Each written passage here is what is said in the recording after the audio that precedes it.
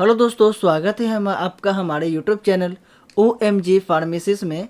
अगर आप हमारे यूट्यूब चैनल पर न्यू हैं तो सब्सक्राइब और बेल आइकन जरूर प्रेस कर लीजिएगा, क्योंकि हर प्रकार के दवा, क्रीम और एनी टाइप का मेडिसिन से रिलेटेड आपको वीडियो हमेशा आपको मिलते रहे। आज हम लोग बात करने वाले एक एंटीबायोटिक मेडिसिन के बारे में, ठीक है, जो कहीं ना कहीं अगर आपको किसी भी प्रकार की बॉडी में इन्फेक्शन हो गया है, उस कंडीशन में क्या होता है, ये डॉक्टर द्वारा सबसे फर्स्ट रिकमेंडेटिंग मेडिसिन होता है, जिसमें मैं आपको बताऊंगा कि इस दवा का उपयोग आप कैसे कीजिएगा, ठीक है। और साथ में क्या यह दवा बच्चा ले सकता है या नहीं, ये भी मैं आपको इस वीडियो में मैं डील करने वाला हूँ। साथ में मैं ये भी बताऊंगा ये दवा का उपयोग आप कैसे कीजिएगा, और साथ में ये दवा का मार्केटिंग कौन करता है, और साथ में ये दवा का प्राइस क्या है।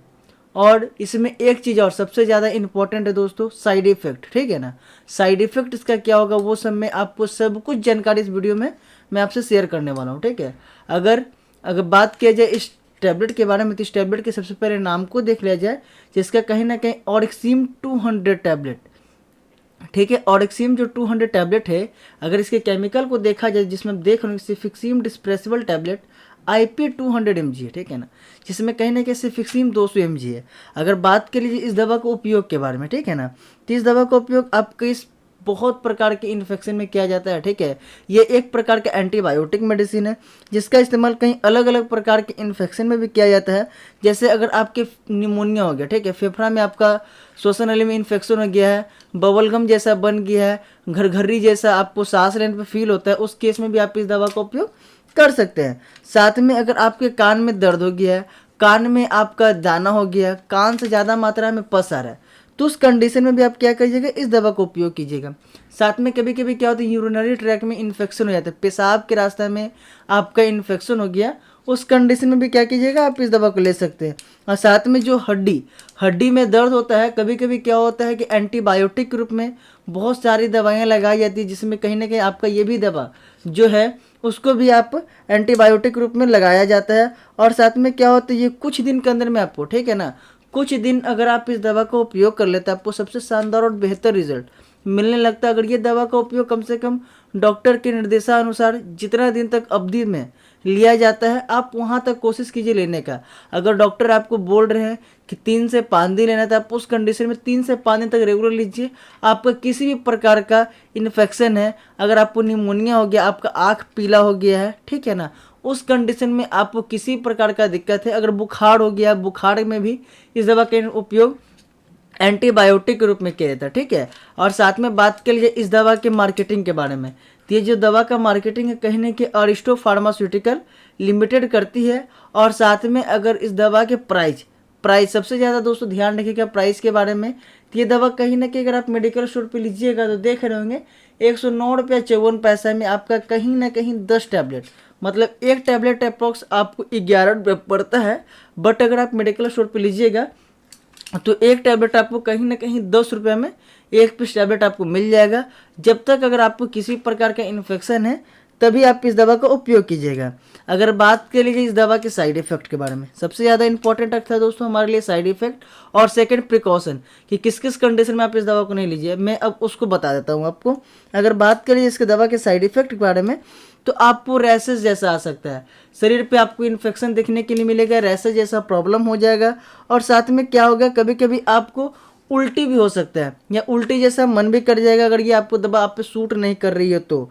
और साथ में कभी कभी आपको एलर्जी का रिएक्शन भी देखने के लिए मिलेगा। कभी कभी किसी पेशेंट या किसी मतलब आदमी पे क्या होता है, कोई दवा एंटीबायोटिक सूट नहीं करती है, उस कंडीशन में आपको इरेक्शन भी हो सकता है। और साथ में आपको लीवर पे ध्यान रखिएगा, लीवर भी आपका बढ़ सकता है।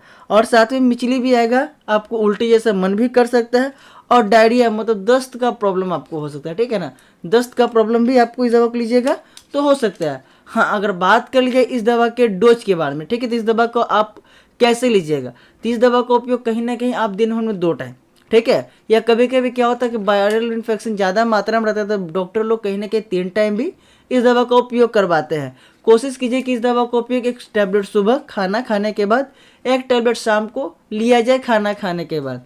अगर वहीं बात कर लीजिए इस दवा के प्रिकॉशन, सबसे ज़्यादा इंपॉर्टेंट चीज़ रखता है दोस्तों हमारे लिए इस दवा का प्रिकॉशन के बारे में, तो अगर आप अल्कोहल लेते हैं तो बट खाली ये ध्यान रखिए दोस्तों कि आप इस दवा का उपयोग अल्कोहल के साथ ना करें। अगर आप अल्कोहल के साथ लेते हैं तो आपको किसी प्रकार का बैक्टीरियल इन्फेक्शन और ज़्यादा मात्रा में फैल सकता है। बट अगर आप अल्कोहल लेते हैं तो आपके लिए दवा बिल्कुल सेफ है, किसी प्रकार की आपको दिक्कत नहीं होगा। वहीं अगर आप कोई लेडीज क्या है प्रेग्नेंट है, ठीक है ना, अगर लेडीज प्रेग्नेंट है तो उस कंडीशन में भी ये दवा क्या आपको एंटीबायोटिक रूप में लेडीज लोग को दिया जाता है। ये भी दवा उनके लिए बिल्कुल 100% सेफ है। और साथ में जो लेडीज मतलब जो प्रेग्नेंट है और उनका बच्चा हो गया है, ठीक है, वो ब्रेस्ट फीडिंग करवाते हैं तो वो भी इस दवा का उपयोग कर सकते हैं। और जिस कंडीशन में अगर किसी पेशेंट का क्या होता है लीवर और किडनी बड़ा रहता है, उसे ज़्यादा मात्रा में एंटीबायोटिक का उपयोग नहीं करना चाहिए। तो कोशिश कीजिए अगर आपका ज़्यादा मात्रा में लीवर वगैरह बढ़ा हुआ है या किडनी का प्रॉब्लम है तो आप इस दवा का उपयोग ना करें। ये ध्यान रखिएगा दोस्तों, अगर आप इस दवा को ले रहे तो इस दवा का आप मैन्युफैक्चरिंग और एक्सपायरी डेट जरूर रखिएगा। किसी भी दवा को अगर आप ले रहे हैं एक मेडिकल स्टोर से या कॉमिस्ट शॉप पे तो आप ध्यान रखिएगा आप उसके दवा का कहीं ना कहीं MFG डेट और एक्सपायरी डेट जरूर देख लीजिए। जैसे इस दवा का आपका MFG डेट कहीं ना कहीं नवंबर 2023, देखिए नवंबर 2023 का ये दवा बना हुआ है और एक्सपायरी इसका अक्टूबर 2025 में है। मैं आशा करता हूँ कि जो छोटे से वीडियो क्लिप में मैंने जो आपको समझाया है वो आपको अच्छे से समझ में आया होगा। मैं मिलता हूँ नेक्स्ट वीडियो में, आज के लिए इतना ही, मुझे इजाज़त दीजिए, धन्यवाद।